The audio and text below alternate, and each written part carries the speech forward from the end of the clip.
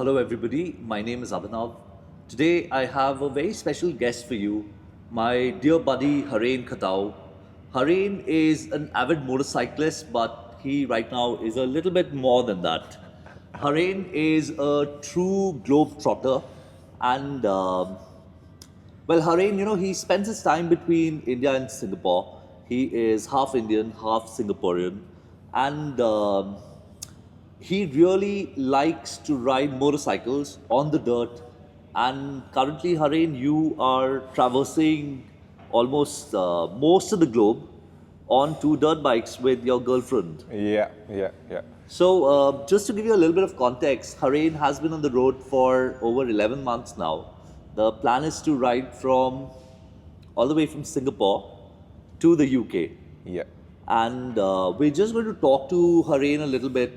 He is taking a break. In fact, Haren, if you're on a world ride, what are you doing here in India right now? So, okay, let's just ask Haren to give us a little bit of a quick summary of what this ride is, and then we'll get into some questions. Sure. So basically in January last year, that is January 2024, Nerine and I left Singapore and we embarked on two dirt bikes pretty much. So I took a KTM 500 EXC from 2013. So that's a 13-year-old, 12-year-old bike now.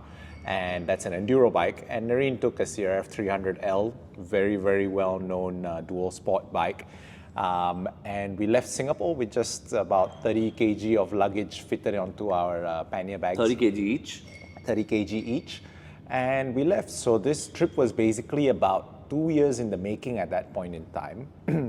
And we left from Singapore. There's only one way to leave Singapore, which is up through Malaysia into Thailand. We spent 3 months in Southeast Asia. Then we went through China. In fact, our original plan was to come to India.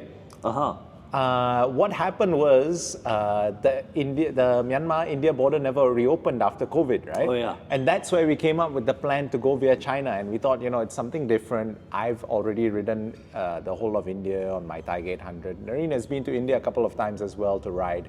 So we thought, hey, you know what, let's go through China instead. And then that's how we ended up exiting into Central Asia, which honestly, guys, is one of the highlights of the trip. Oh, is it? Absolutely. Kyrgyzstan, Kazakhstan, Mongolia, Tajikistan, Uzbekistan, and Afghanistan. Very controversial. Afghanistan and Iran, just made for amazing riding and amazing adventures on this trip. In fact, I would say it's one of the highlights of the trip. I think, like I said earlier, our life became a movie for 3 weeks, pretty much. In these places. And then we went on to Armenia, Georgia, Turkey, and as winter set in, we rolled into Bulgaria, finally crossing into Europe on Christmas Eve 2024. So by that point, we'd been on the road for 11 months. We'd covered 50,000 kilometers, and the bikes had about 900 hours of engine runtime from the time we left Singapore. Just to put some numbers on that, we went through I went through 5 sets of tires, Nerine went to 3 sets of tires. We'd burnt about 4,000 liters of petrol. Wow. And we'd done about 20, on the KTM, being an enduro bike, the oil changes are very frequent.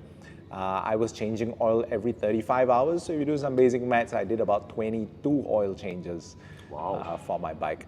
So yeah, it has been a crazy trip. And we plan to resume this year. So in about 2 weeks' time, we'll be leaving to go back to Bulgaria from India. Right now, we're just taking a quick break here. Managed to catch you, which is awesome. Catch you guys as well. So in March, we'll head back to Bulgaria. We'll jump on the bikes. We'll cover all of Europe this year, the Europe and UK this year. And next year, we plan to carry on down the west coast of Africa to South Africa. Wow. So stay tuned. So the ride was originally Singapore to the UK. You've already covered 17 countries. Yes. And then you just decided, okay, we're going to throw in another year and ride all the way through Africa to South Africa. Exactly. Now, Haren, what a lot of people, this is the dream for almost every motorcyclist that's out there. I want to travel the world on a motorcycle. How do you even find the courage to move away from your day job, put everything on hold, pause everything for at least 2 to 3 years and just leave. Yeah. Just put everything on the back burner. Just get on a motorcycle and just set out. Yeah. That's actually a very good question. And actually, that's a big saying that I have when people ask me, like, what's the hardest part of this trip? I'd say the hardest part of the trip is making a decision to go, right? Because there's so many things. You're always wondering, okay, what's my future going to be like when I come back? How am I going to make money when I'm back? And all these things, right? So, well, COVID was like this big reset button, kind of. You know, everyone was grounded. I think I took that time to get into the motorbike industry from running the family business earlier, and Nerine also had that time to save up, you know, a certain chunk of cash. I had also saved up a certain chunk of cash, and then we realized that, you know, we're not getting any younger. And when Nerine and I met, which was actually during COVID, I had this idea that, you know what, I'm going to ride from Singapore to India. This is like my thing that I'm going to do the moment things reopen. And then Nerine had this idea that she wants to get a van. She wasn't that much of a biker yet. She wasn't that huge. She already had a license. She had done a couple of solo tours, but her idea was she's going to go to Europe, get a van, deck it out for overland travel, and just do a van life thing around Europe. But then when she heard of my story, she was like, hey, you know what? If you do your trip in a couple more countries, you reach Europe, right? Yeah, you're gonna go India, Pakistan, Iran, Turkey, and by the time you're in Istanbul, you're in Europe. So that's where we started to formulate the plan. So, you know, when you really want something, it can happen. Right. You know, in our case, we had saved up quite a chunk of cash. We had the bikes. We had like a good chance to run up everything, warm up everything, get the upgrades, everything done. But I do know people who have just left on a whim. And in this trip, I've been inspired by so many people. For example, shout out to one of my friends, Aiden from Australia. It was his first time ever leaving Australia. Wow. And he went to Malaysia, bought a bike, and he's done. He went from Malaysia to the UK, and he's finished his trip already. And of course, we have my friend like Wandering Wasp. She's from Singapore as well. She did a solo trip from Singapore to the Czech Republic when she was only 26 years old on a 200cc Vespa two-stroke. And she rode all the way through India and everything. So, you know, if you really want something, it can happen. And rather do it earlier than later. Because another saying, like people ask, what's the biggest regret about this trip? And I'd say the biggest regret is not leaving earlier. Right. You know, not having done it earlier, because you just think about all the experience that you're gaining from a trip like this, it is pretty much priceless. Right. Yeah. The connections you make. So imagine everywhere between Singapore and Bulgaria, every city, I know people, I know the mechanic, like literally people asked me when I went back to Singapore, would I do it all over again? And I'm like, yes, absolutely, I will do it all over again, right? I know everyone along the way now. Like they're going to be waiting for me. I can give one phone call and say, hey bro, I'm showing up, like, you know, let's have a party or something, and it would happen. So it's really a priceless experience that we are getting from this trip. Yeah. And I would encourage anyone who has the inkling of doing something like this to go ahead and do it, even in a small way. But Haren, how does one get about to, you know, even research and plan a trip like this? Because you have already gone through 17 countries. You're going to go through at least 10 more just this year in 2025.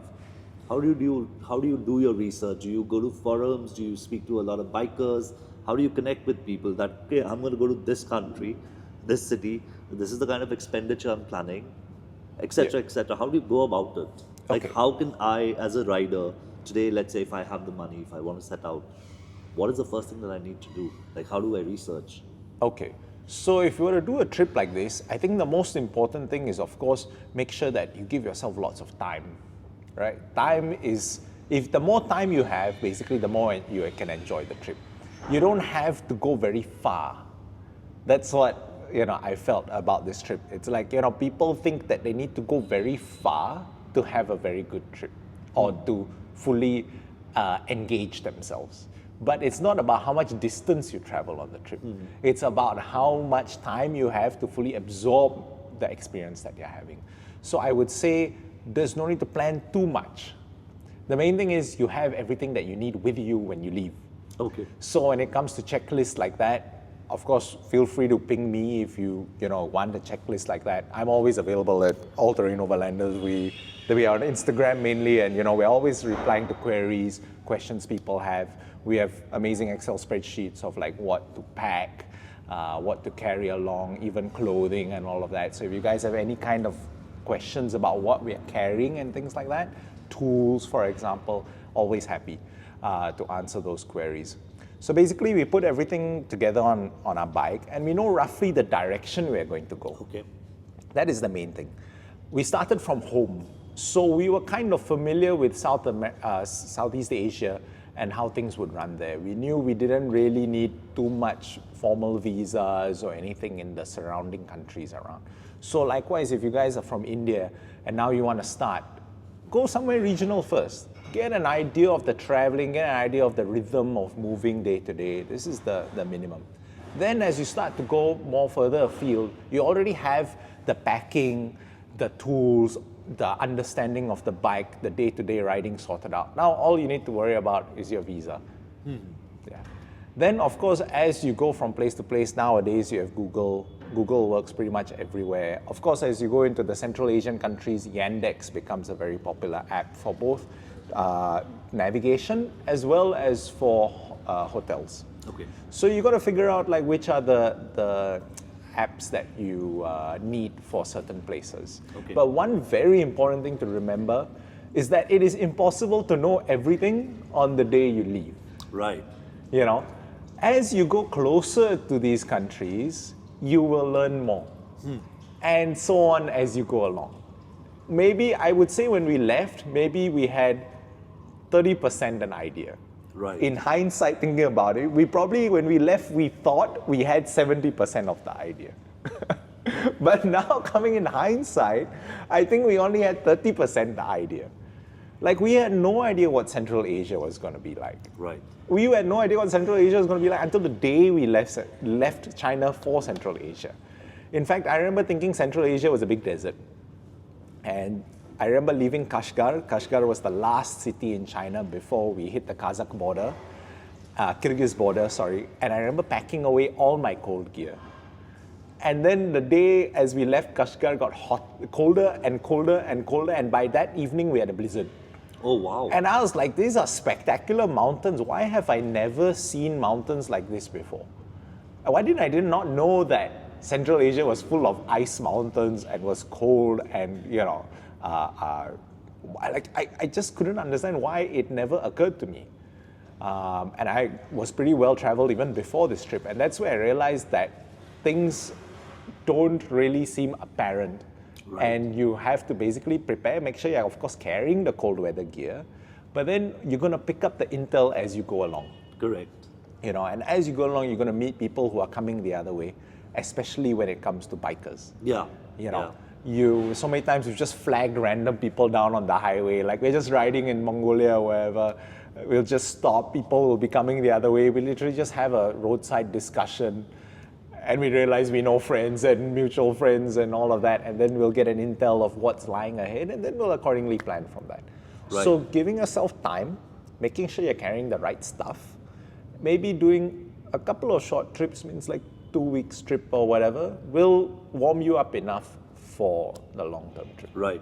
Yeah. Right. It's just like preparing for a marathon. You don't run the full marathon in one go. Correct. Exactly. You don't run marathons to prepare for a marathon. Yeah. You run a few kilometers, you get an idea of what running is about, and then you're like, okay, I just need to multiply this by how many times. Right. Yeah. So, Haren, one thing that I've always wondered about is, this is, I think, inherent in us Indians. You were riding for 11 months straight. That is about 330 days of riding. If you were to break down your expenditure, how much were you spending on an average per day, per person? So we broke down our expenditure into an Excel spreadsheet, and our average expenditure, now number one, we're not carrying camping gear. Okay? So every day our minimum is like a basic Airbnb, basic value for money kind of place. And we came to this figure of 60 Singapore dollars per person per day. Which is how much? So in that the is about currency? 3,200 rupees per Okay. person per day. Now this expenditure includes petrol, maintenance Oh, for the wow. bike, all maintenance and parts, means chains, tires, oil, petrol, and then accommodation and food. Okay. So this is the rough figure you're looking at if you're traveling at our level of comfort, which means that you're staying in a value for money to 1-star, 2-star Right. place, hot water, most of the time hot water, most of the time air conditioning kind of place. So all your expenditure, including food and maintenance and tires and oil changes, etc., for the two of you, it equates to about, let's say, under 25 lakh rupees a year. About 25 to 30 lakh. 25 to 30 lakh 25, rupees a 30 year. lakh. Which is fair. I mean, on a trip like this, Yeah. you cannot, I don't think it can be done any cheaper. It can be done a lot cheaper. Oh, is it? It can be done. So of If course, somebody's carrying camping gear, yes, it would be yes, cheaper. camping gear, if you prefer to stay, if you're okay with staying in hostels. Now, the thing is, me and Nerine are traveling together. Yeah. So then, of course, automatically, it is it's a big jump in value for us to take a room together. Exactly. But say if you're traveling alone, you travel in hostels, maybe you stop for a while to do work while traveling kind Yeah, of thing. yeah. You work as a receptionist or school teacher or something. There's a lot of experience you can get, a lot of cool, engaging experiences you can get working as well. So you can make back some of the money that way. If you have a cheaper to operate bike. So actually, interestingly, the bike maintenance component was bigger than the petrol component Correct. by Because- 1.5 times. Right, because you are riding dirt bikes essentially. Yeah. And you have to change oil every 20 hours or so, By the manual, every 15 hours on a KTM. which is how many kilometers? Because we in India don't Av- understand hours as well. Yes, so our average traveling speed all in all is a very simple 50 kilometers per hour. But that's also because you prefer taking the dirt than taking, highways. Highway. So 50 kilometers per hour, take that into 15 hours. So that's about my 750 kilometers. 750 kilometers. So obviously it doesn't make sense to change oil every 750 kilometers. So I stretched it to 35 hours, and that gets you about 1,500 to 2,000 something kilometers, and that's okay. The KTM 500 is an easy bike to work on. Yeah. That being said, the CRF 300 has this crazy interval which is supposed to be 12,000 kilometers before an oil change. But you wouldn't wait that long. I don't even wait that long. We do it at 6,000 and the oil comes out looking like gloop, right? So we definitely do not stick to the manual recommendations. We go by what makes sense and from experience what we know. Right.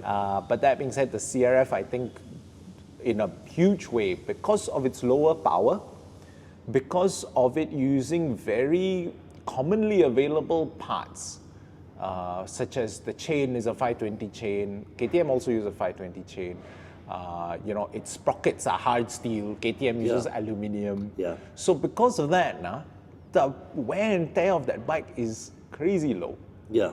So you save a lot of money depending on what bike you choose. Correct. It's very important Correct. that you choose a good bike that is reliable, yet the wear and tear is low. Now, for example, big question that a lot of people ask is why didn't we take adventure bikes? That's what I wanted to ask you. Yeah.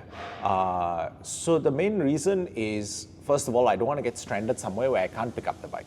Right, correct. Secondly, I was riding my Tiger 800 earlier in India, and it's a beautiful bike, and it actually ran perfectly reliably the whole time I rode it around India. 25,000 kilometers, no problems.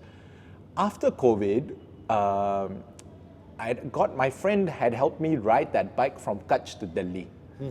And somewhere in Rajasthan, he stopped for the night. Next morning, without warning, the starter motor gave up. Now, Yeah, that's a very common problem with correct. trams. And it was also left idle the whole of COVID pretty much. So that was something that was okay, starter motor gave up. Acceptable issue, but not acceptable if I was to be somewhere in the middle of Afghanistan.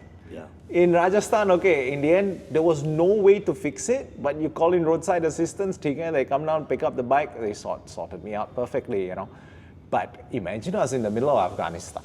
now the same thing happens. Now I can't just call a tow truck.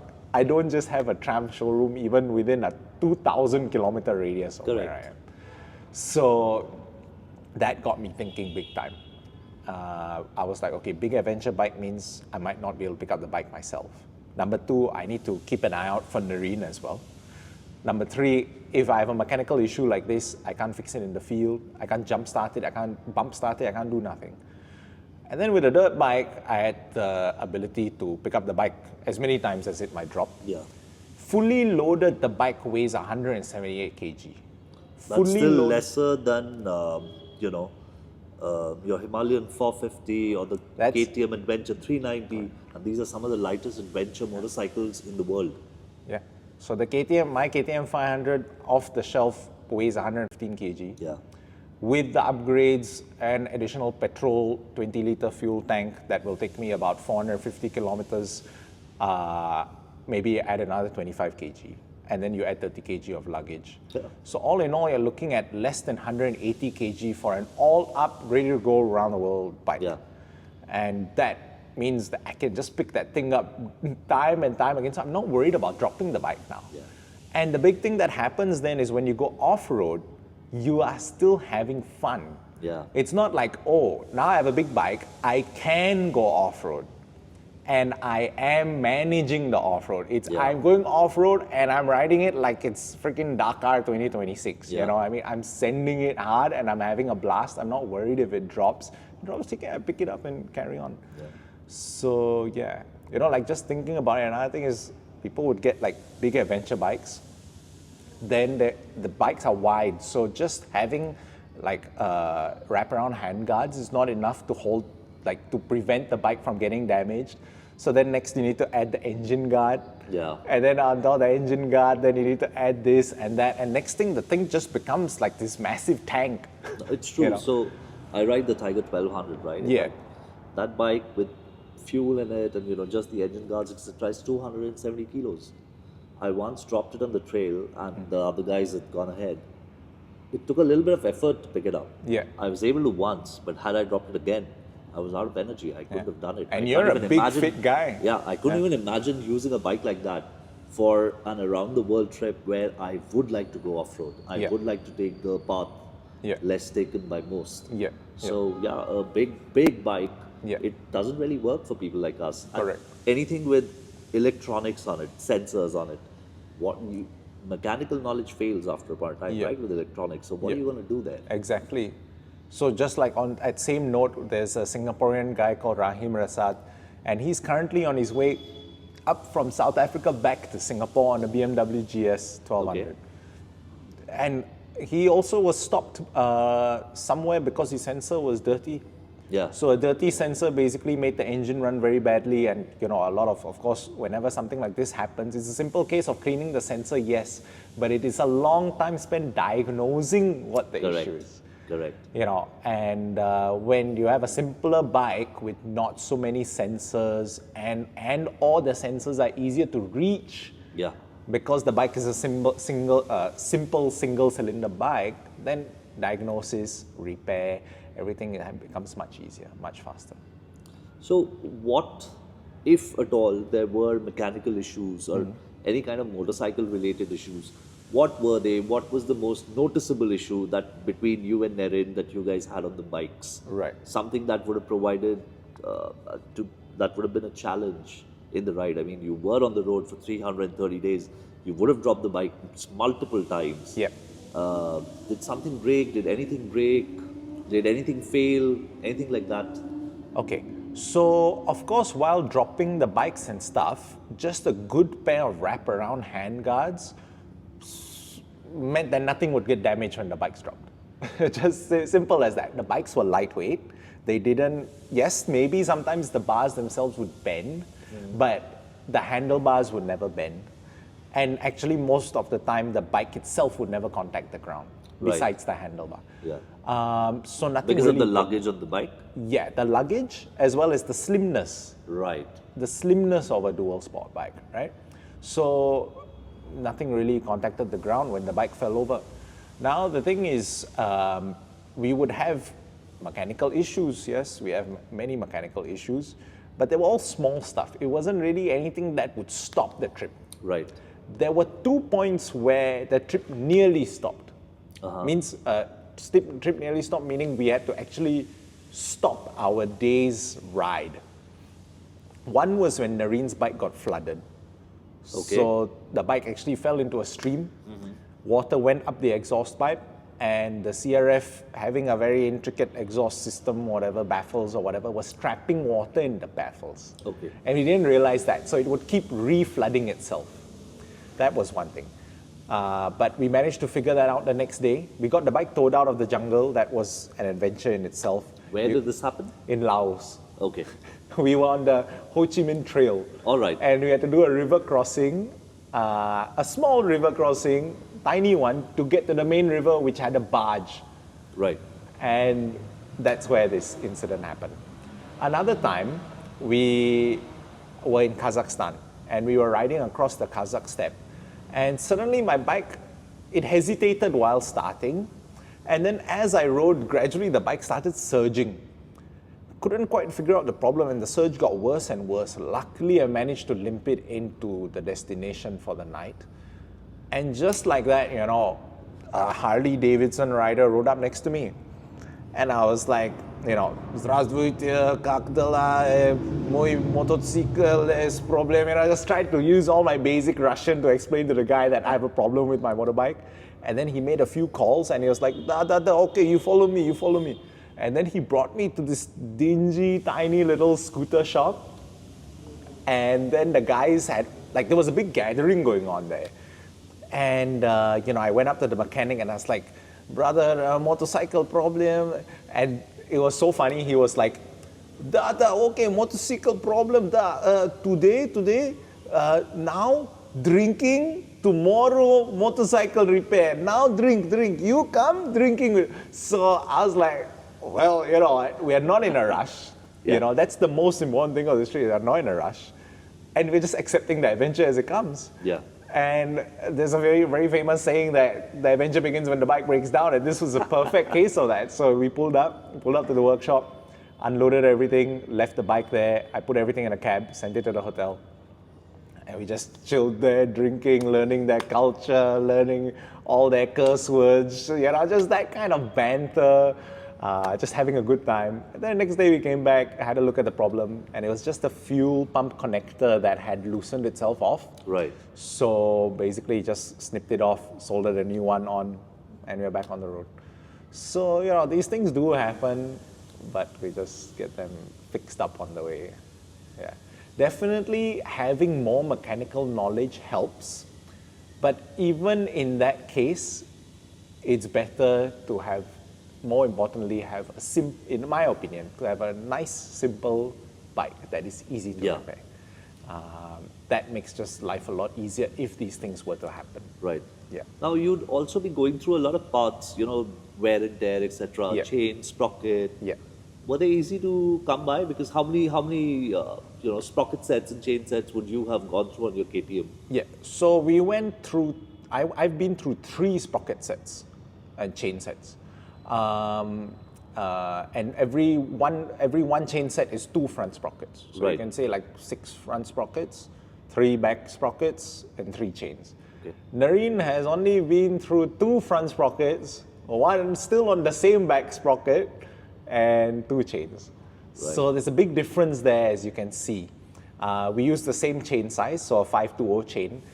I've learned, interestingly, from a friend who's using a DR650, that a 530 chain is very difficult to find. But a 520 chain it's is fairly common. Fairly common. Yeah. So, you know, it's things like that that get me thinking about, oh, okay, so, you know, just one simple change in size like this makes a big difference as to whether it's easy to get your spare part or difficult. So, I mean, you have to think about it if you're traveling around the world. Most people are on a Chinese-made or Indian-made 150cc bike. Yeah. If you're riding even a 300cc bike, most of the time you're the biggest dude on the biggest bike there. Yeah. Right? Now, if you show up on the 1200cc bike or an 800cc bike, already people don't even know where to begin looking for the parts that you need. Right.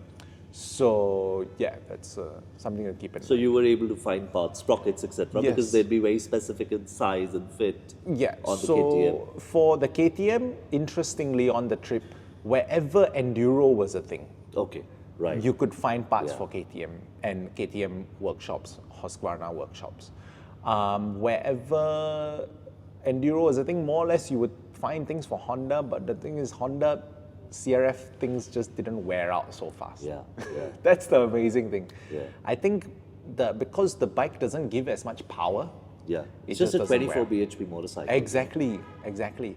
So lower powered motorcycles definitely have a huge place in adventure riding. And I Yeah. think that's something people are slowly failing to appreciate. Right. But gradually this whole light is right movement is starting up. Yeah, And sorry. I was just going to say that India is driving this, I Yeah. feel. And that's a really cool thing. Like with the Himalayan, now the 390, Yeah. and the X Pulse. You can see people are doing amazing stuff with these bikes. Oh yeah. Yeah. So you say that lower powered motorcycles have their place, but then what would be? You said that you'd end up covering the average speed would be 50.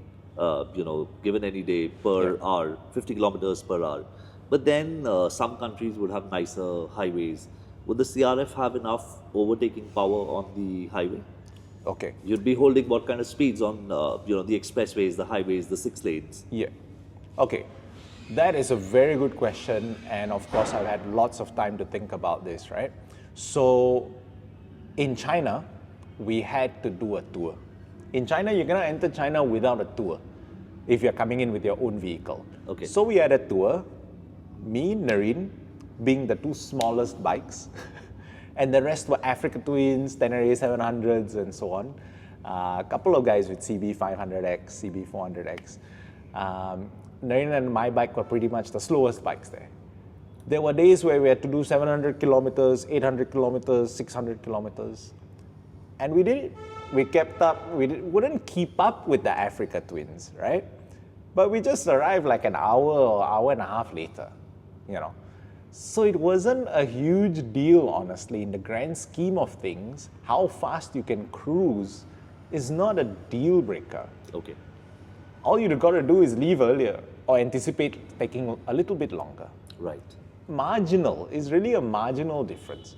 Unless all you're doing all day is covering like 1,000, 1,200 kilometers in a day, maybe it's different. But if you're adventure touring, where you're stopping to see places, you're taking your time to see places, then honestly, it's much better to have a smaller bike. Or you don't really need to have a very fast bike. Right. So just to give you an example, Nerine and I, we usually cruise at about 100 kilometers per hour. Any faster than that, our bikes don't really want to, they're not very smooth anyway. Yeah. But then again, the CRF 300, we never felt like it never has enough power. And in fact, the CRF 300 cruises nicer than the KTM 500. Yeah, because it's a smoother engine. Correct. It's a much smoother engine. The smaller piston means that it's very smooth at high RPM compared to the KTM 500, which is vibrating. It's The KTM 500, did you do a cush drive mod on the motorcycle? So I've got push drive, I've got vibration dampeners on the handlebars and all of that.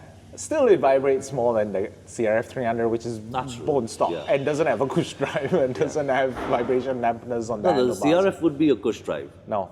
It isn't? It isn't. Oh, wow. I thought it'd be a cush drive. No, it's not. Wow. But it just has a really smooth engine. Right, yeah. Yeah. So, so in fact, on the mountain roads, Nerine was chasing the big bikes as well. Mm-hmm. So, the maneuverability, sometimes the confidence that you get from a very small, easy to maneuver bike actually makes you go faster. Yeah. Did you guys do seat mods? Did you go for comfortable seats? Nerine is using a stock seat. Oh. I have, she finds it perfectly fine. I have a concept seat on my KTM. Because otherwise it's just blank, it's an excuse of a seat, the enduro bike. And it's the shape as well. Yeah. So, with the enduro bike, you have a seat that is shaped convex. So it's easy to move from side to side. Now you need something flat so that you can rest your butt on it comfortably, right? So it's the stock seat is definitely a no-go if you're going to use the KTM 500. So I know that there were days when you would do 700, 800 kilometers, and then there are days when you'd only do 100 odd kilometers. Yeah. If you average it out, how many kilometers were you doing per day? 200. 200. Yeah. 200 is not bad. 200 is not bad at all. So we did 50,000 kilometers in about 200 and actually it was about 260 something days. But when you sum it up, basically it's about 150 to 200. That's around our average day. But there have been many days where we've not ridden. Right.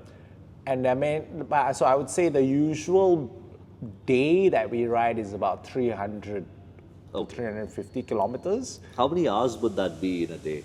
That would be maybe 5 to 6 hours, sometimes up to 7 hours. All right. So did you guys decide that, okay, you know, as soon as the sun is out, we're going to have a breakfast, and we're going to set out, anything like that, and we'll stop before the sun goes down? Or what was the philosophy there? So the philosophy was, first of all, we needed to reach somewhere where we will get accommodation, right? We're not carrying our camping gear. Yeah. So we need to reach somewhere where we can get accommodation and everything. Secondly, we had to look at how long the day was. And that changes drastically as you start to overland, especially when you go into summer in the northern latitudes. Yeah. You start to have crazy long days. Yeah, of course. Sun comes up at 5, goes down at 9. Yeah. Like in Mongolia, we had amazing time because we could get out 6, 7, 8 o'clock. We could ride the whole day, do 250, 350 kilometers of off-road, and still end off before the sun sets with time to spare.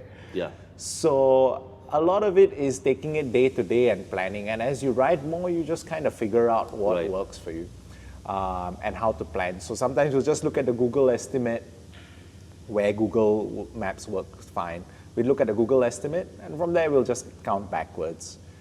Maybe sunset minus 1 hour in case we run into any issues, minus 1 hour for breaks, and then, you know, whatever the Google estimate time was.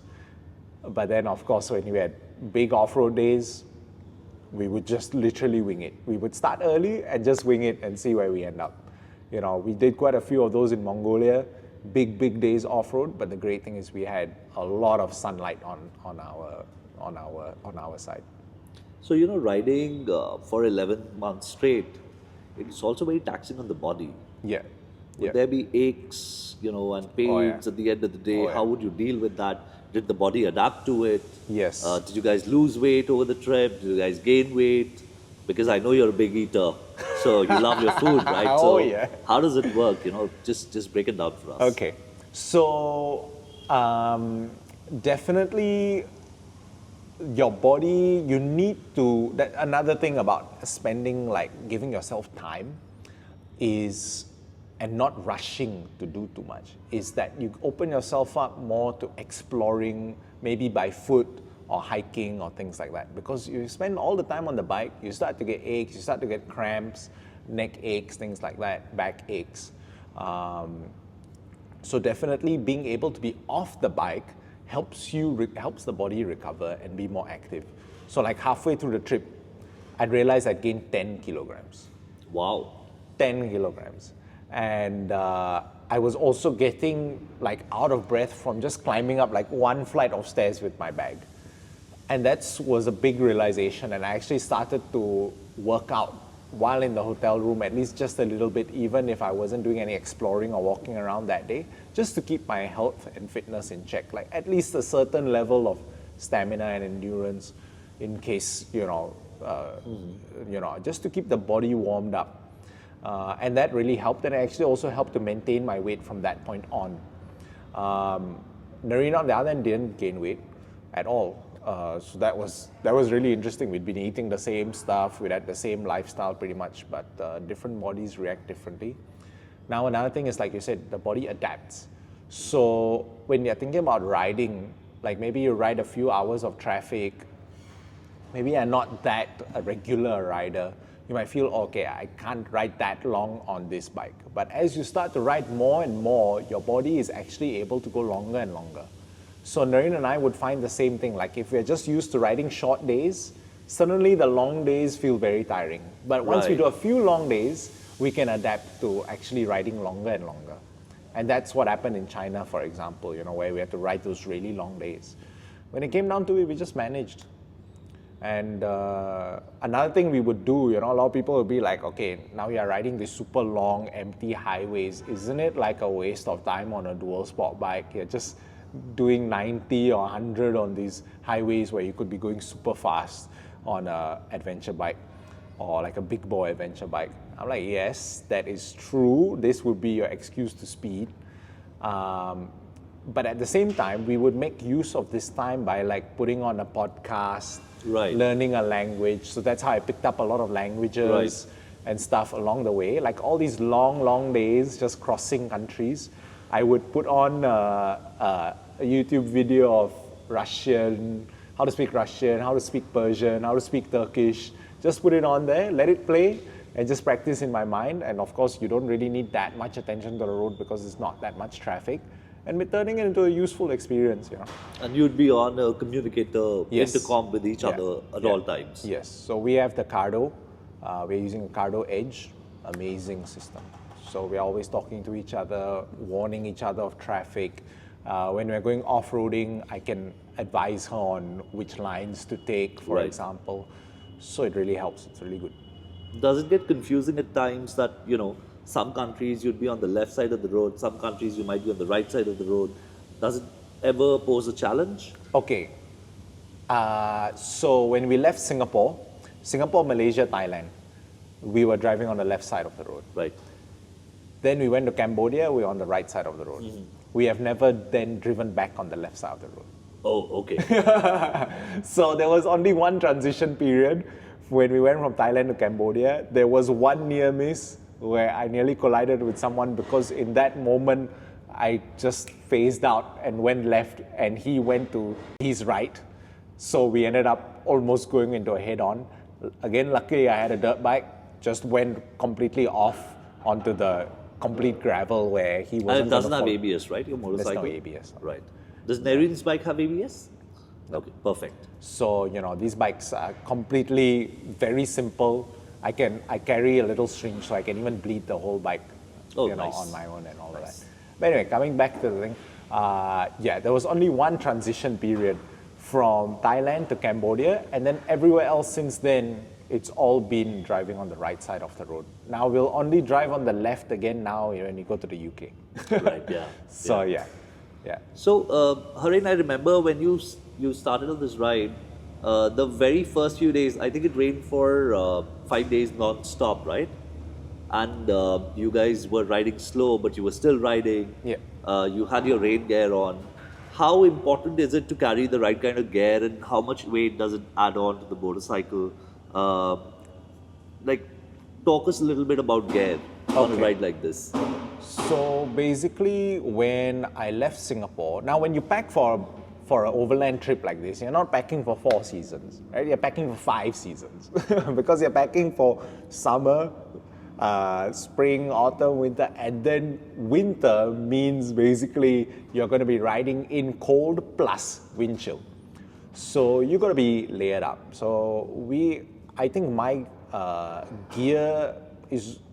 my clothing package is not more than 5 to 7 kg of the 30 kg I'm carrying. Okay. Yeah, it is actually a very lightweight package. I carry these all-terrain overlander jerseys. I practically live in them.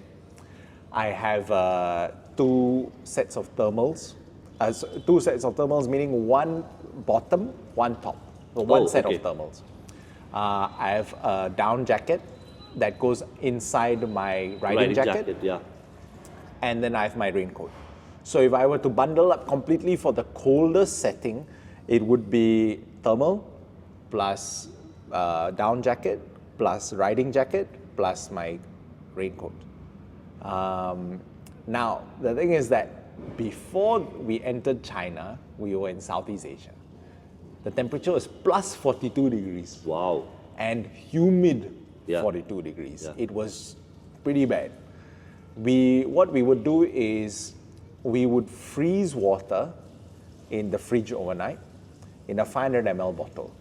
We would fill 1.5 liters into the hydration pack and then take this half a liter water bottle and put it in the hydration pack next to the water bladder to keep it cold. Right. So that way we regulated our temperature. I actually didn't wear my riding jacket during that part. I had it compressed in a vacuum bag, completely like compressed, took all the armor, everything out of it, and shoved it deep inside my luggage. I was only wearing this specific gear, which is called the Klim Tactical Pro jersey. I don't know if you've heard of it. I think I have one too. So it's an armored jersey and the rest of the shirt is mesh basically. And I don't wear anything underneath. So it is completely just one piece of clothing and loose. Loose fitting helps a lot. It helps to flush the air through. So of course it's a compromise in terms of safety. That mesh thing doesn't have that much protection. But sometimes I feel like, personally, I don't believe in all the gear all the time. When it comes to temperatures like ours in Asia, where we can have plus 40 degrees, plus 50 degrees, and then minus 2 degrees, you have to decide what works best. So for that section of riding where it was 35 degrees and above, it made sense to me, at least in my opinion, to wear this jersey that would allow me to be comfortable, not rush, be in the right frame of mind to be alert. Rather than I wear a heavy jacket, now I'm sweating, now I'm constantly thinking about where to ride, where can I take it off next, or worse still, I take it off and then now I'm only wearing a jersey which is going to offer much less protection. Or I'm thinking of riding faster to get more air flowing through the jacket and so on. So yeah, that was just my mindset around gear and packing. So yeah, and for bottoms, I was wearing the Klim Badlands pants. They are fully Gore-Tex and they have a zip that opens, and when it opens, it actually flows a vent that goes directly to your skin. So the great thing was that if it started to rain, very quickly I could go into rain mode by wearing a rain top and then shutting the vents. So that was my plan for overlanding, where we had plus 40 to minus 3, which was last year's ride. What about boots though? Did you guys wear enduro boots for this ride? Or adventure touring boots. So waterproof and adventure touring boots. I went with the CD Adventure mid-cut boot, so just something that was good off and on the bike. And Nerine went for a Forma boot, which is also adventure waterproof boot.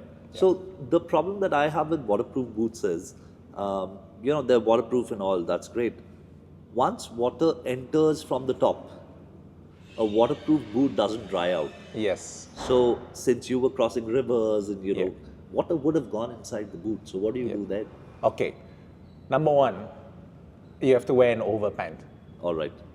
So they don't look as good as an in the boot pant. In the boot pant looks badass, but the over boot pant is just a lot more practical. It keeps dirt from going in, rocks, and most importantly, even with my mid-cut boot, I can submerge into quite a bit of water if it's just momentarily, when you're doing a river crossing, and water still doesn't get in.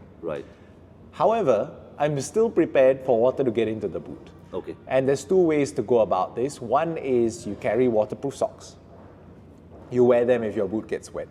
Number two, which is my preferred option, now I get, athlete's foot very easily. So that's just that's just my makeup. So I carry boot dryers. Do you know what a boot dryer is? It's that air thing, no? That you... okay, so we have a boot dryer here that a friend of mine makes. Just pumps in air, like blows clean air, but not hot air, just clean air. And it dries the boot out. So perhaps something like that, if it makes sense inside your luggage. The one I have is like a little heating element. Just two heating elements connected to a cable, and then you plug it in. So they go into the boot, and then they just warm up the boot, and by morning the boot will be dry. Nice. So we just carry those. They don't take up a lot of space, and then we just plug them in. If we know it's going to be like a lot, we know we're going to be needing to ride the next day, and everything's all wet and soggy, then we just plug that in. I also do carry a camp fan, like a battery-operated fan. It's about this big.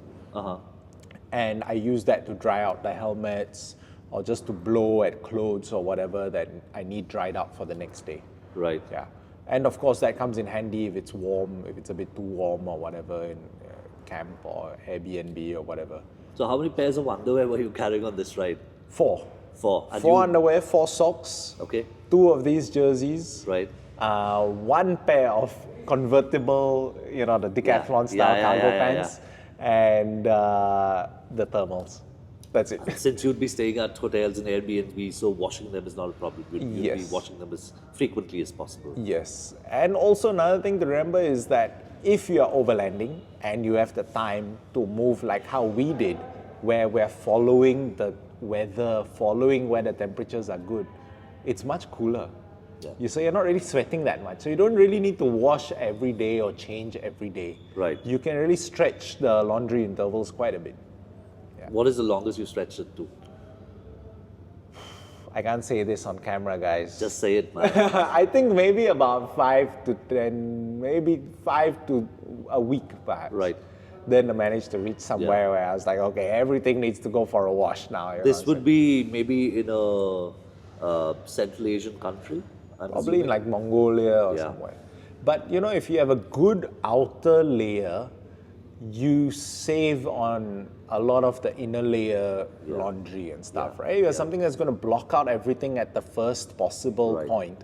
Then your insides don't get wet, they don't get dirty, they don't get dusty. And if you are just riding in cold weather, you're not even sweating or whatever, then So for this year, I've actually changed. I think you just saw my jacket. Now I'll be using a Klim Badlands for this year, simply because I know all of this year is going to be much cooler weather riding. With the chance of intermittent rain or snow here and there. So I've just switched up from last year's get up to this year's get up, with that being the main big swap that I'm doing this year. Right. So looking forward to that. I want to ask something here. When I go on a long ride, I usually ride with Yudhvir and Jasween. Yeah. The ride starts off very nice, but by the end of it, by the end of the 10 days or 14 days, we're fed up of each other. We don't want to see each other. Like, don't call me for a month. We'll catch up after a month. Right. You were on the road with a person for 11 months straight. Yeah. Are there days when there's friction? How does it work? Yeah. Because, one person might want to stop early, one person might want to push on, and then you would pile on and on and on. Yeah. Does it work like that? Is it easy? Is it difficult? How does it work? Yeah, that's a very good question, and I wish Nerine was here to answer this question with me as well. I think first of all, our whole idea towards this trip is that no one in particular is dragging the other one along for the trip. And I think that is a dynamic that you might see in maybe some of other trips and stuff. It's someone's come up with this great idea and he's bringing all the other people along. For us, we kind of both came up with this trip together. So we know we're 50-50 in it together, right? And we're very chill. We have basically a lot of time, right? Coming back to the time thing again. So that means when we decide, okay, enough is enough for today, let's take a rest, okay. When she says that, when it comes to hotels, I know I'm more relaxed in terms of the standards. I'm like, just give me a place to sleep, I'll sleep. So I let her do the choosing when it comes to that. Now, another thing is, when you do such a long trip, you can't go at like 10 days trip pace, right? 10 days trip pace, you're like probably riding. We do something more like 3 to 4 days of big riding, 2 to 3 days of. By 2 to 3 days, you'll get somewhere, right? You'll get to a big city, a capital city or something. So chill. 2 days, we'll park the bike securely because now we're in a city, cover them, lock them completely to the hilt, take off all the luggage, and chill in the city for 2-3 days. Go around on foot, get some steps on the step counter, maybe take the public transport just to try it out, or just walk, and see, relax. Just like maybe one day we might just do nothing, or just like do a half day of sightseeing, another half a day just do nothing. Catch up on a posting or whatever, laze around, just have a drink by the riverside or something, just to recover. So you can't travel overland at the same pace as traveling on a 10-day trip. And I think that reduces any kind of friction or chance for us to like boil over and emotions to spill over or anything like that. That being said, of course, it does happen. There have been times that have been tense. One incident would be like, when we did quite a bit of off-roading in Thailand, and it was early on in the trip. So both me and Nerine were kind of getting used to our bikes, and Nerine was dropping the bike in various ways along the trip. And, I was like giving her a lot of gyan on how she should ride the bike and how come she's dropping the bike on very simple things she had done earlier. And I think I also fully didn't appreciate that her bike has changed a lot. Yeah. From the last time she rode it till when we went on the trip, now she had luggage on it, she had a bigger fuel tank on it, she had upgraded the suspension, so the geometry feeling of the bike had completely changed, plus new tires. So a lot of things had changed on a bike which she wasn't really used to yet. So of course that kind of not really flared up, but did create a very tense this thing for maybe a day. And then we finally talked things out and ironed things out there. So generally, I think, the main thing is that we're both very capable people. We are both in this together. We know that we need to count on each other for this thing to happen.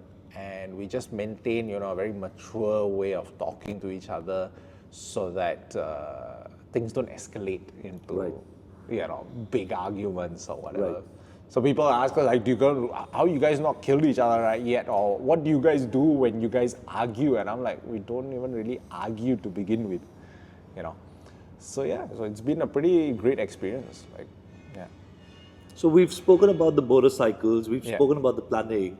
Just talk to us a little bit about the food in different countries, because you love food. You practically eat everything that's out there to eat, right? Yeah. So what did you like? Like, what countries was food difficult to, getting food is easy, but adapting to food can be a little challenging, because in Central Asia, food would be the meat would be drier, it's cooked completely differently in the Southeast Asian countries. What are you more comfortable with? Were there any challenges when it came to food? Anything that stood out for you? Anything that you tried that you hadn't earlier? Any particular kind of meat? If you could. So food-wise, I think if you're a vegetarian, it would be tough. Yeah. Especially when you go into Central Asia and Mongolia.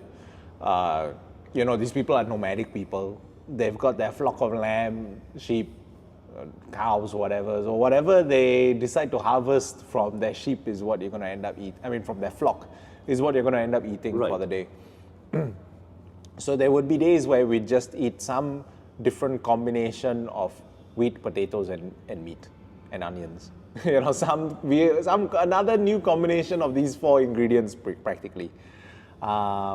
So this would be in Kyrgyzstan, Kazakhstan, obviously in the more remote places of these countries. Of course, once you came to the cities, then you'll start to get lots of diversity. We had Indian food everywhere. Like every capital city or major city had some kind of Indian food. So that was okay. We would always carry 2 packets of like Maggi mee or some kind of Indomie or something as a backup. Or as and when we really got very sick of eating whatever food there was. Although we didn't carry camping gear, we always carried a camping stove with us. All right. So a little gas stove. Some people are into their petrol stoves and stuff, but we felt that gas stoves were just cleaner. For example, sometimes we would warm up food in the hotel room. And now you can't run a petrol stove in the hotel room, the whole room would stink. Yeah. But a gas stove happily runs in there, and it's more compact as well. So that's why we kept the gas stove with the 1 gas can, small gas can, and then we would just use that to reheat food or make Maggi noodles or whatever if we were tired from a long day of riding. Rest of the time, I'm a very chilled eater. Like I eat anything and everything. And some of the crazy things that we ate along this trip was, of course, in Thailand, they love their crickets and bugs. And they just give you samples to try. So I tried the samples. I probably wouldn't buy packets of them, but just for, And then, interestingly, in Cambodia, we ate honeybee larvae. Okay. So this is, imagine a honeybee hive it's got all these cells, which the honey is filled in. Now, some of these cells, they actually lay the eggs of the larvae inside, and then they grow up into larvae. So now you imagine it's like this slab of little bees, basically, which haven't properly matured yet. Now they've taken this whole thing, they've marinated it, and then they've put in a banana leaf and barbecued it. Okay. And I was like, okay, there's something weird, but I feel like I need to try it. Did you like it? No. Okay. It's really an acquired taste. They look like mushrooms. Okay. All kind of not really fixed together, but like pressed together. Like Right. You have to peel them off even. And then they look like mushrooms.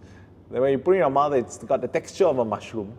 But then it like, the moment you bite into it, it's got like an insecty kind of fishy taste. Okay. But once you eat enough, there's the aftertaste of honey. All right. Because they are fed honey. Right. So, yeah. So that's probably the weirdest thing I ate on this trip. Right. Yeah, yeah. So Southeast Asia, the food would have been spicy. Yeah. So, and then it would have started to get a little bit more bland towards, moving towards Central Asia. exactly. So you were telling me earlier that, coming back now, you're finding it a little difficult to adapt to Indian spices again. Exactly. So, of course, Singapore, we love our spicy food, chili food. We went to Thailand. Thailand was amazing. Like it was heaven. Like, eating lots and lots of good food. Cambodia, Laos also not bad, pretty good food. China had lots of spicy food as well. A lot of Sichuan style cooking. Surprisingly, I feel Sichuan spicy food in China is more spicy than the Chinese food in India. What are you saying? Yes, yes. And they really know how to use spices there. And it's actually kind of, unfortunate thinking about it that we don't really have that kind of cuisine in India yet, because I think Indians would love that stuff. Yeah. So I was enjoying myself, and suddenly there was this change. Like the moment we left China for Kyrgyzstan, things became extremely bland, and we were very much that nomadic kind of, boiled soup with carrots, potatoes, meat. Breads, occasionally rice, pulao rice, simple rice steamed with lamb or whatever, mutton meat. That became the staple, and that remained the staple most of Central Asia, Mongolia. Little bit, of course, when you go to big cities, you get your stuff. Russia had, amazing food as well. Until we reached Afghanistan. Afghanistan, kind of close to Indian subcontinent vibe. Suddenly you're back to biryanis, dals, good food, spicy chili food. Again, Iran, the food was spicy but not chili. It didn't have that heat. Right. But it was very aromatic and flavorful. And then Turkey, of course, same. Georgia, Armenia, also same. Like, not chili, but nicely spiced, very aromatic, good amount of ingredients and everything. So along the way, it's also been a really interesting food experience as we went along. This entire belt of countries, it's all been the spice route though. Yes, exactly. So, yeah. And also along this route, what's been really interesting that a lot of people don't talk about is how the people change. Yeah. Right? How you start in Singapore, and then you have Southeast Asian looking people, and then you go into China, and gradually people look more Chinese, then gradually look more Central Asian, where it's a mix of Chinese and Caucasian. And then you go north and you have this mix of like Asian, Caucasian look. And then as you come south, you start to see, Indian, Arabic kind of look. And then gradually, as you move through Iran into Armenia, Georgia, Turkey, you start to see this Caucasian, Arabian look. So this whole spectrum of people, to see all of this has been really interesting. Like growing up, my mom's Singaporean Chinese. My dad is North Indian, Gujarati. So I'm never quite accepted as a Singaporean, neither am I fully accepted as an Indian. But then to go to Central Asia and then completely be taken as a local, especially like in Afghanistan, where you have the Panshiris who are descendants of the Greeks and they look Caucasian, and then you have the Hazaras who are descendants of the Tibetans, so they look Asian, and then you have the Pashtos who look Indian. you have all of them all mixed up, and anyone could show up there and look like a local. Yeah. So that was really interesting to see how people changed as we went along, how food changed as we went, how languages kind of evolved also, in a gradual progression as we went along. It was really interesting to see. What language was the most easy to understand, like basic words so that you can get by in the country? If you have a basic understanding of Hindi or even any understanding of Hindi, then you'd find like Persian to be really easy, Farsi. So Pashto and Farsi I learned in anticipation for Afghanistan. And I began figuring out that picking up a language and just being able to say a few phrases in the language is basically telling the person, hey, look, I appreciate your culture, I appreciate your tradition, and I've taken the effort to learn your language. And it's a great way to break the ice with people. So, Persian was super easy to figure out, almost a 20% overlap with Hindi. So that was probably one of the easiest. I would say probably one of the most useful languages to learn, especially if, like us, you are going to spend a lot of time in Central Asia, was Russian. Okay. These are, of course, all ex-Soviet bloc countries. Yeah. So just learning little bits of Russian really helped with moving around those parts. So if you're planning a trip like this, you're planning to go across Afghanistan or definitely Iran into Europe, then definitely learning Persian, a little bit of Turkish would be awesome. Until you get to Europe, everyone more or less, not everyone, but most people speak English once you reach Europe. But then coming back to, if you were to do something like us, where you're going through like China, Central Asia, then definitely Chinese, Russian, and then Persian and Turkish. Yeah. So, 17 countries is a lot of countries. Yeah. If I ask you, name the top 3 countries that you enjoyed the most, which would they be? Top 3 countries.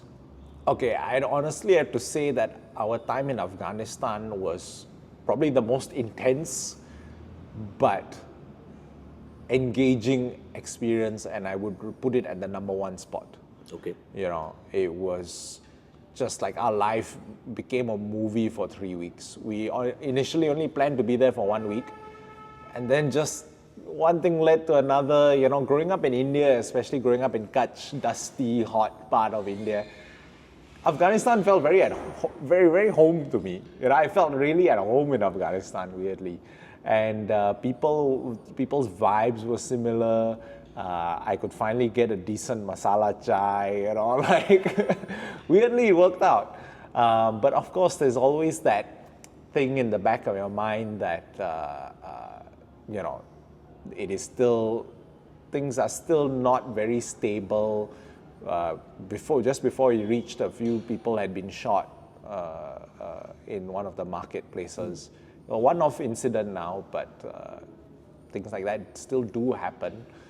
But otherwise, the country's natural beauty, the stories people had, the people's friendliness and politeness was just amazing. It's very interesting because Afghanistan happens to be one of the most conservative places on the planet right now. It went through a lot of turmoil with the Taliban taking over, with women not being allowed to go to schools, wouldn't be allowed to go outside without a male escort. You had Nerine on a motorcycle. Yeah. How challenging was that? Was there genuine concern at any point of time that maybe we are overstepping our boundary? Maybe the Taliban would not like it. It is, after all, a woman on a motorcycle, a white-looking woman, Asian-looking woman on a motorcycle there. Did you face any challenges like that? So that was actually the moment we thought about going through Afghanistan, which honestly was not our first choice. We actually had no plan to go through Afghanistan. One thing led to another, as they usually do in trips like this, and we decided to abandon the trip, the idea of going through Turkmenistan into Iran and going through Afghanistan instead. Mainly because we met lots of bikers coming out from Afghanistan. And that's where our first concern was, would Nerine actually even be able to ride in Afghanistan? And the first thing we heard was it depends from person to person. If the checkpoint guard says yes, then yes. If the checkpoint guard says no, you have to tow your bike. All right, wow. But as we've started to talk to more people, they said, you know what, there's no problem. The Taliban have been instructed to be very nice to foreigners. And this is a sentiment that we agree with, that they were very, very hospitable to foreigners. Every time we'd show up at the checkpoint, we'd present our permits. The guys would ask us to have chai with them. If they're having bread, they would offer us their bread even. So honestly, as tourists, we were treated very well by the authorities at all times. Would Nerine have to cover up her head or? Yeah, so of course she has a helmet, everything on. Being the man, I will do the talking whenever we reach the checkpoint. I was very open, very polite, very friendly with the greeting. They would check out permits and they would let us through. Nerine would of course have to take off her helmet at some point in the day, so she will stand by her hijab, just a scarf or something, and the helmet comes off, she would put on the hijab. Now I remember on the first day, we'd actually checked into our hotel in Mazar-e-Sharif after a ride through, of course, a lot of anxiety and stuff, but we were like, okay, chalo, we've reached our hotel for the day, and we came in from Uzbekistan into Afghanistan. So our first stop for the day was Mazar-e-Sharif. And Nerine hadn't bought an abaya, which is the big, loose-fitting dress. Yes. So she actually was still wearing like Decathlon sports tights and all-terrain overlander jersey. All black color, completely to the wrists and everything. And she was wearing her hijab, a scarf as a hijab.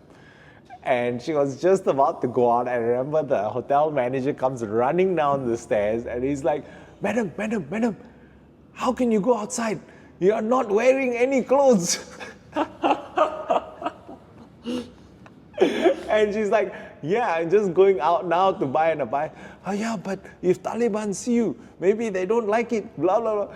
Then after a while, he went up, he's like, oh, wait, I check, I call. Then he went and I think he checked with his colleagues or whatever. He came back and he's like, okay, for foreigners, it's actually okay.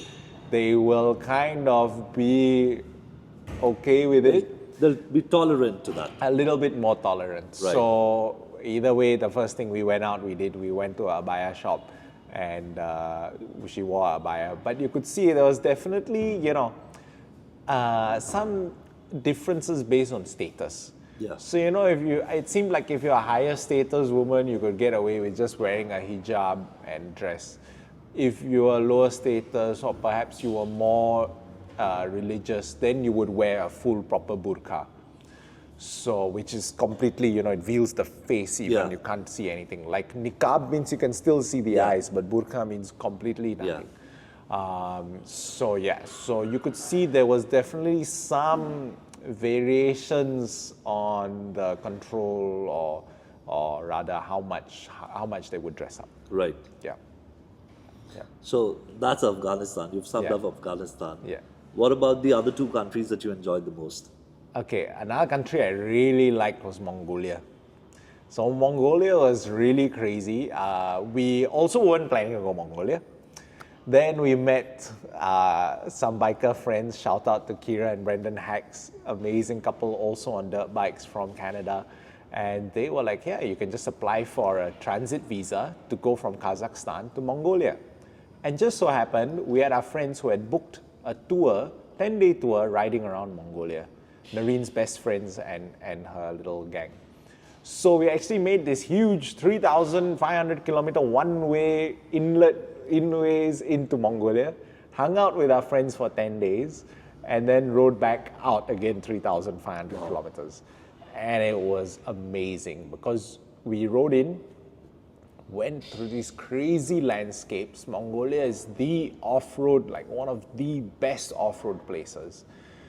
Imagine we're covering hundreds of kilometers of off-road and everyone is doing it as well. Like, you'd see nomads moving around, you'd see people just driving their Toyota Priuses. Like that was the vehicle that they drove everywhere in the steppe. Really? Because I'm under the impression that Mongolia is it's mostly a nomadic country.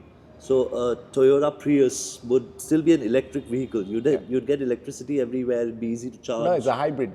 Oh, it's a hybrid. Yes. So the fuel range is crazy. So once you pump it up in the big town, Yeah. you can be out on the step for like weeks. Really? Yeah. Wow. So Toyota Priuses were the weapon of choice for the nomads. Wow, that's quite interesting. So you would see these Chinese-made bikes. That's what they would use to chase the sheep around. But then when they actually needed to like go to town to pick up supplies, they would either use this old Soviet UAZ 452 truck or a Toyota Prius. Wow. So that's something really interesting that we learned. And the whole step is just grass. It's like a grass lawn. It's a grassland, yeah. So you could drive your Prius anywhere because it's like driving on grass. So you'd Right. see you'd be out in the middle of nowhere, 360 degrees grass, little sloping rolling hills, and out of nowhere Prius will pop out, go past you, and people were very friendly in Mongolia. They'd come ask you where you from, are you all right, and then carry on their trip. And no idea where they're coming from, no idea where they're going. So we had a real blast, and then it was the summer season. A lot of games and stuff were happening, so horse racing was a big thing. Wrestling was a big thing. Archery was a big thing. So we got to see all these things done at the village level. We would just show up, something would be happening. We would just park our bikes and go and rock up and see what fun people were having. So they know how to have fun. Yeah. So every time we'd show up to these places, immediately we'd be like VIPs. They would come offer us cheese, offer us they have like chas but made out of horse milk, and it's alcoholic. Oh, yeah, okay. alcoholic horse chas. So they would give us that, and then if you wanted the more serious stuff, they actually had a milk vodka that they made. Okay. They would ferment milk with sugar and then distill it into a really, really dangerous drink, because that thing tasted like water, but it would knock you out like vodka. Wow. Yeah, so we had a crazy time out there. Which would be the third country then? Third country, I would say, would be Cambodia. Okay. So in Cambodia, people were amazingly friendly. Anywhere you went, you couldn't put your left hand down on the handlebar when you went through a village because everybody waves at you. Right. Everybody's waving, everyone had this amazing smile. And it's one of the longest times we stayed put in one place, which was the city of Siem Reap. So in Siem Reap, first of all, we arrived. We were like, chalo, we'll be here for 3 days because we have to see the Angkor Wat. It's a beautiful temple complex consisting of 30 or 40 temples.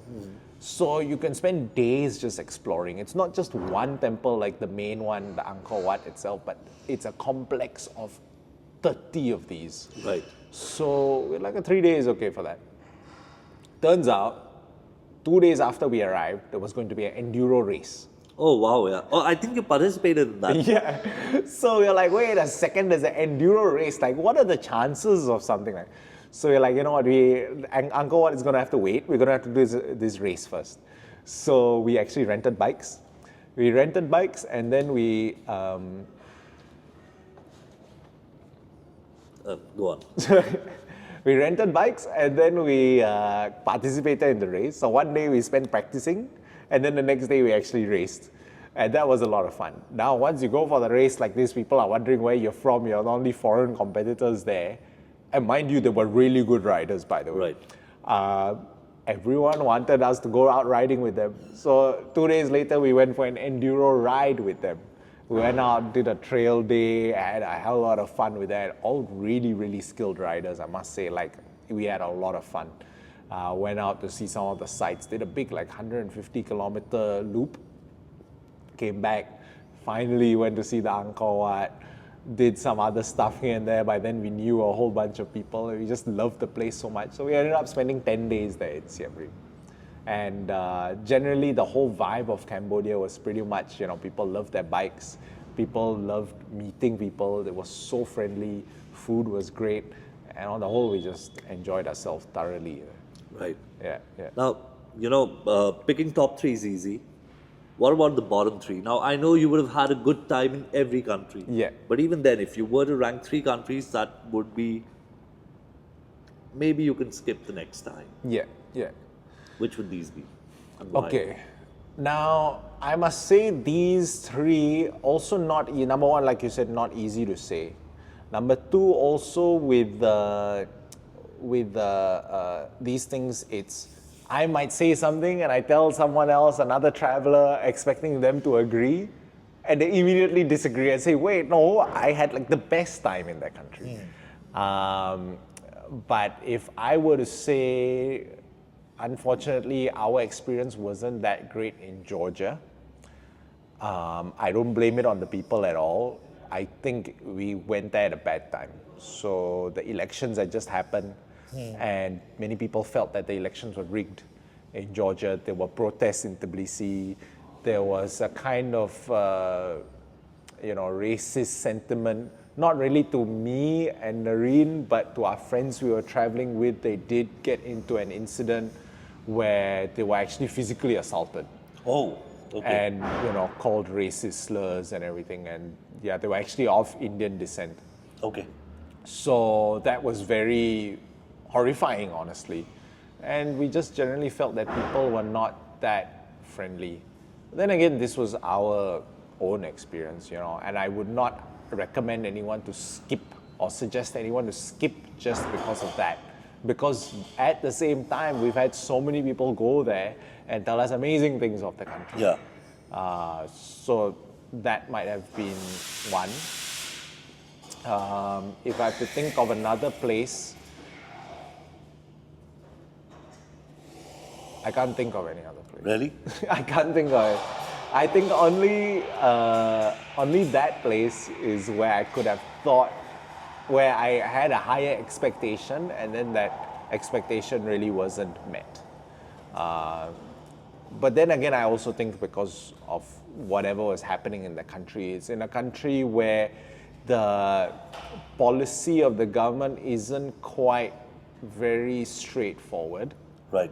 On one hand, they are trying to enter EU. On the other hand, they're trying to stay pro-Russian. On the other hand, you could see a big influx of expats coming in, so like Thai people, Vietnamese. And so I think there was a very strong nationalist sentiment right at the time we were there. Right. And perhaps also coming to the end of tourist season, so people were not seeing that many tourists or whatever. So perhaps that could be the reason why we felt that way. Okay. Yeah. Now you ask me, any other country where we could have skipped? But some countries might have been a little bit more challenging than the others. Maybe, digital currency might not work. Maybe somebody would insist on having currency notes, physical notes, anything like that. Maybe people would not have been as friendly as you would have expected. I mean, these things can happen. Any incidents of racism, anything like that, no? So, interestingly, I thought I would encounter more racism, but no. Okay, if I were to talk about digital currency and all of that, Iran, Afghanistan, we couldn't use our credit cards. So we had to carry, like in Iran, we had to carry big wads of notes, which was hilarious almost. Like you change you change a $100 note into like a big... Guys, we're at a cafe, so, but it's okay. We've got mics on, so it's fine. It's okay. It's going to drown out mostly. So in Iran, for example, we'd carry these big wads of notes, and each note had the value of only like 120 USD.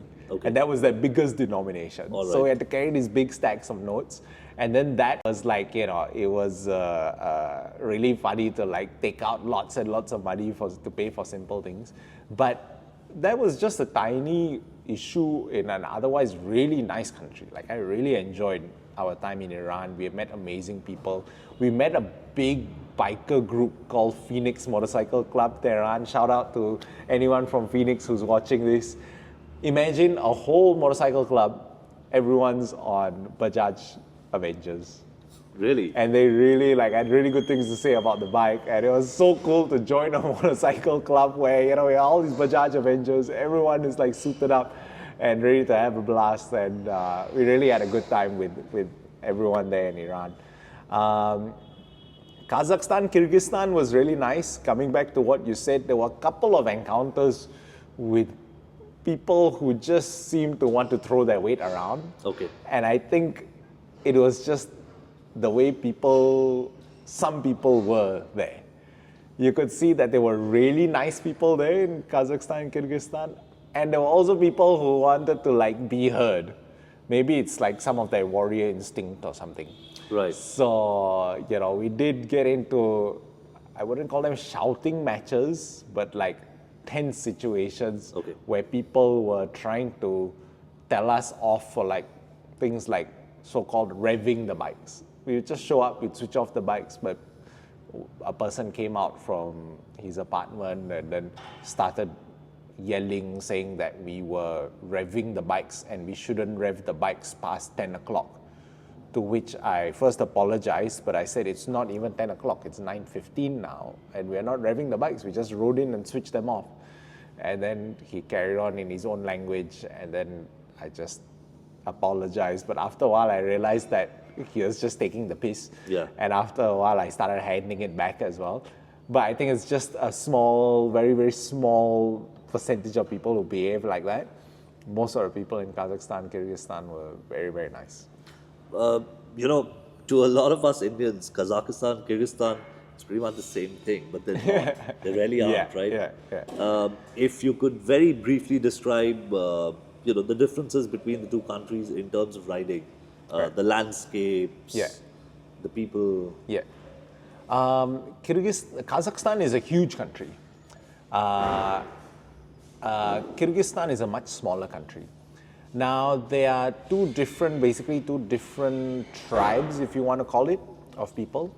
Now, to fully appreciate Kazakhstan, you actually need to travel quite a big distance. It's like India, it's a big old place. Kyrgyzstan, however, you could probably ride in about 2 to 3 weeks, you could probably cover the whole country. Okay. And the best way to do it, if you did go there, and I think Kazakhstan is becoming a really popular destination with Indians now, is to fly into Almaty, ride either clockwise or counterclockwise around from Almaty into Kyrgyzstan and back out the other side. Okay. And it makes for an amazing trip, especially if you go in the summer months, because you're going to get desert, you're going to get forest, you're going to get ice mountains, you're going to get lakes, everything. It's going to be like Switzerland plus Mongolia plus Ladakh plus Rajasthan all rolled into one trip. And you could probably do that in 10 days. Wow. I'm actually planning to do it this year. And you totally should. Yeah. When you're on the banks of Lake Isikul, you're going to be in a situation where you can go down to the lakeside, have basically a beach holiday, and then the next day you could go back into the mountains and hike an ice mountain. And you're like, how did I manage to do two of these completely opposite things within the span of 48 hours? Right. So that's the beauty of this place. I think it's really, really understated as a destination, but soon it's going to take off. All right. Yeah. So, we've spoken about a lot of things now. I'm going to go back to motorcycles again. Yeah. Now, if I ask you, Haren, if you were to do this trip now that you're a much more informed rider, much more informed overlander, and if I tell you, if you were to do this trip again, but you can't choose the same motorcycles, what would you pick? Can't choose either. So I can't choose a CRF 300L. I can't choose Yeah. That's a really, really good question. I think if I were to do this trip again, I'm a bit of a KTM fanboy, to be frank. So maybe the KTM Adventure 390, the new one that's coming out, might be a contender, depending on how reliable it is. It's got ride-by-wire, it's got cruise control, but the engine still remains a single-cylinder engine. So yes, you have a bit more electronics to worry about, but at the same time, the heart of it is a single-cylinder engine is only that much more complicated it can get, right? So that could perhaps be something I might look at. What I might also look at next time is maybe just old DR650 or XR650, just the old ass carbureted thumper that basically can't go wrong, what I'm saying? Yeah, you can't kill those bikes. Impossible to kill off, it's like immortal bikes basically. So perhaps something like that. I don't think I could ever go up to anything that weighs, 200 kg or whatever. I don't see the point of doing that. I don't think it would be a twin cylinder, especially when it comes to off-road. So yeah, probably a single cylinder, something like that. Sometimes I do think about, when I went back to Singapore this time, I jumped on my brother's bike, and that was a TW200. Yeah. 200cc agricultural bike with a top speed of 80 kilometers per hour, carbureted, like nothing to it. It's literally an engine and two wheels.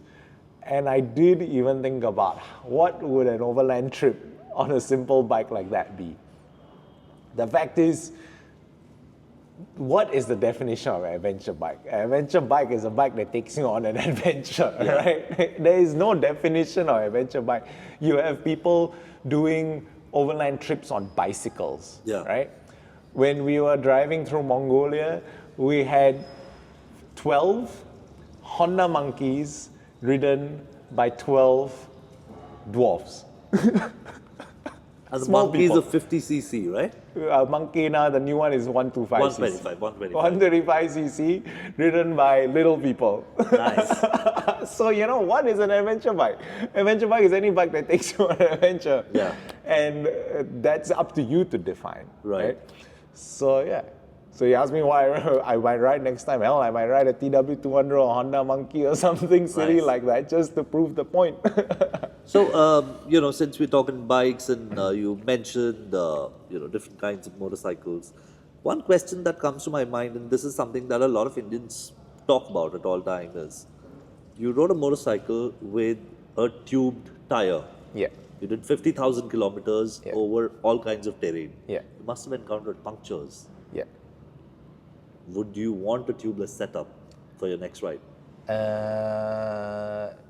In hindsight, 50,000 kilometers, we had 4 tire punctures. Okay. So that averages around 12,500 kilometers between. So as you can see, it's not really that common a thing. Yeah. In fact, we had met one Tenere 700 rider who joined us for the China Porsche, and in 100,000 kilometers, he had gotten 1 tire puncture. Wow. And as you know, Tenere 700 stock is also tubed. Right. So I don't really see the point in getting a tubeless setup because it's simply not that common, in my opinion, an issue to sort out. That being said, I would always put 50-50 tires on my bike. Yeah. Even if I just plan to do road. Because a 50-50 tire can take a much bigger nail before it punctures. That's true. Than a road tire, number one.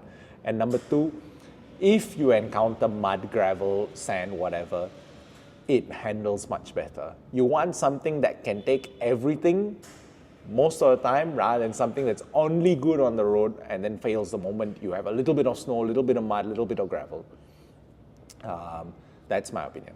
Number two, I have another friend who was also on the China trip, also on a Tenere 700, insisted he wanted a tubed tire, a tubeless setup. So he actually upgraded to the tubeless setup for his Tenere 700. One day in China, what happened was he hit a pothole just right that the tire burped out all its air and unseated from the rim. Okay. Now, this would be a straightforward fix if you had a tube. Yeah. In fact, it wouldn't even happen if you had a tube. If it did happen, if the tire did unbead, all you would have to do is put in the tube and inflate it. Yeah.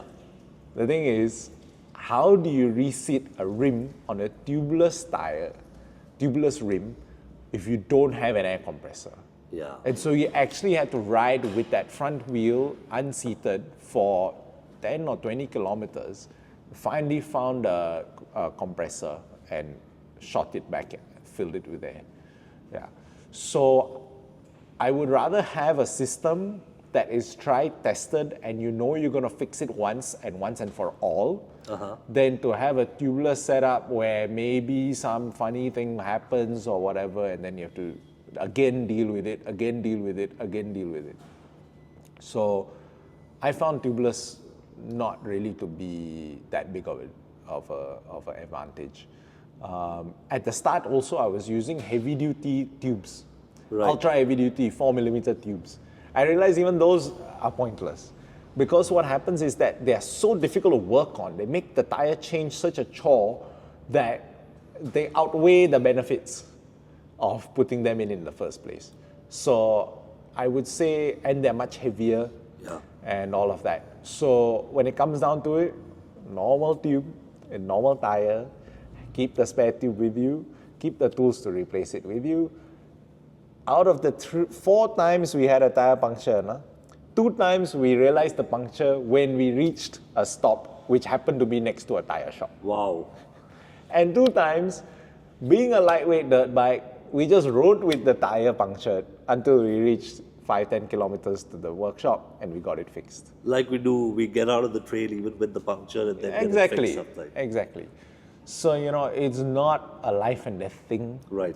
And honestly, it's not a difficult thing to repair in the field if you've done it once or twice by yourself. Make sure you have the correct tools. Do it once on your own. Once you've done it once, you have that skill for life. You have that confidence for life, So yeah, not a big deal. Nice. Was fuel quality a problem anywhere? Surprisingly, only twice. Okay.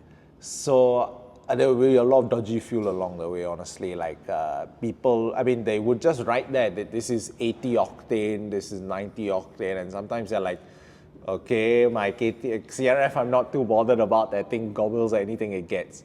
KTM, not so straightforward.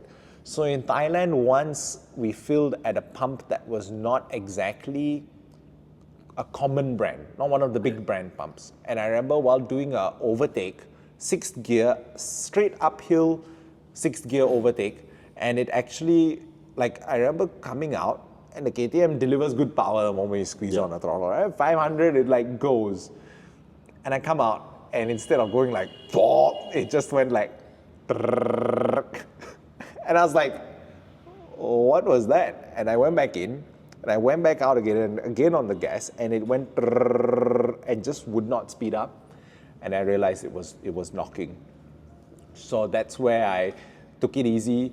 I just tried to finish as much of that petrol with easy gas on the throttle, and then I refueled again, and then that problem never happened again. Did you guys use fuel filters for the trip?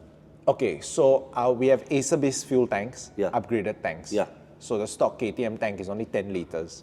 Stock CRF tank is only 7. Yeah, 8, so 8 I think. 8. So we effectively have doubled both capacities. Yeah. The KTM, on average, I've checked now, does 25 kilometers to the liter. The CRF does a whopping 37 or something ridiculous like that. So with a 14-liter fuel tank, that thing goes 450 kilometers. Easy. It's crazy, right? So built into the tank, not built into the tank, but placed on the lip of the tank is a screen. So that filters out most of your big debris. And then, of course, inline, the pump itself has its own filter.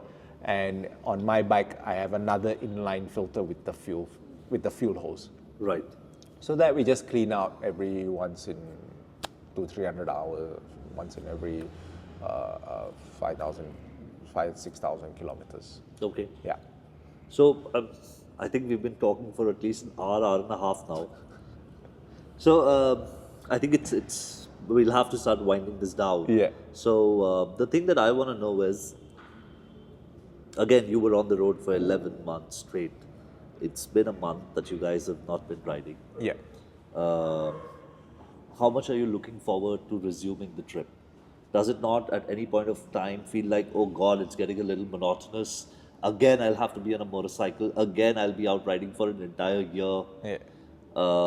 The comfort of the house seems nice, to sit on a couch, lay back, just watch TV, maybe talk to familiar people, do you not get those feelings ever, or are you really looking forward to riding in Europe this time? Right. So I'll be completely frank. People asked me along the way, like, Haren, are you homesick? Yeah. And I was like, whoa, I'm actually not homesick at all. Like, I was enjoying the momentum of moving every single day. I was just used to it. I was in my zone, and I felt Nerine was the same as well. She was in her zone.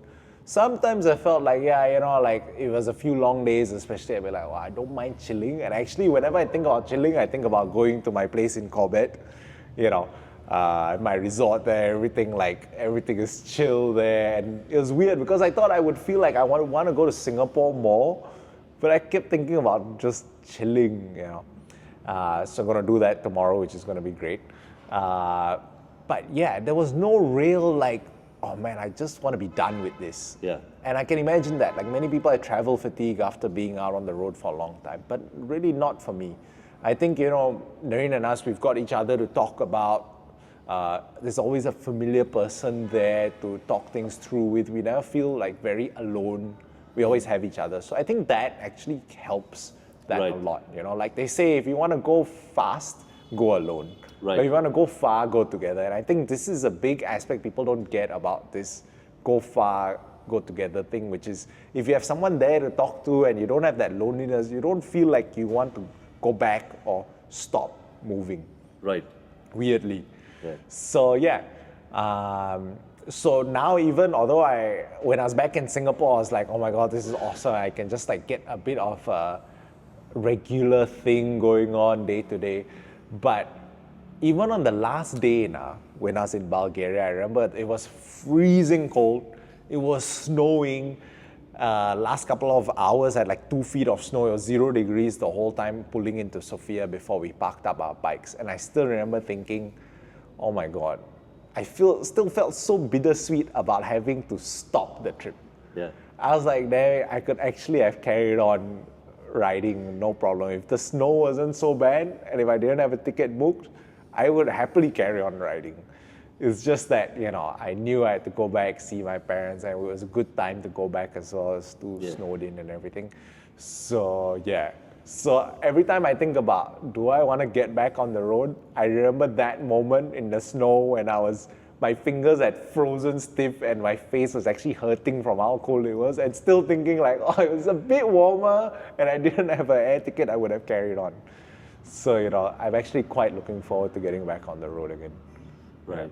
Yeah. So, guys, I request you to, check out All Terrain Overlanders on Instagram. That is where Haren and Nerine, they document their entire trip. Of course, this video is not going to have any shots overlaid on it because A, I'm lazy, B, it'll be a lot of work and I never have the time for it. Check it out. They've got some very interesting content. I guess thousands of photos by now. Quite a hundreds few of videos by now. Yeah. You keep updating your stories and then it's on Nerine's page as well. I go through all of them. Thank you. And all the best, all the very best to the both of you. Thank you. For the second leg of the journey.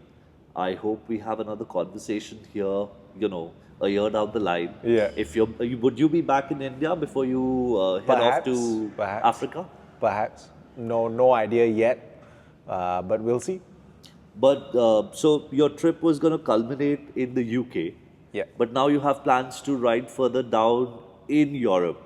Could you just quickly brief us about the second leg, the itinerary for the second leg of the trip? So our bikes are parked in Bulgaria right now. Shout out to Violetta, Overlander herself, who has allowed us to park our bikes in her garage. We will pick up the bikes end of this month. So we're flying back to Bulgaria end of this month. We pick up the bikes.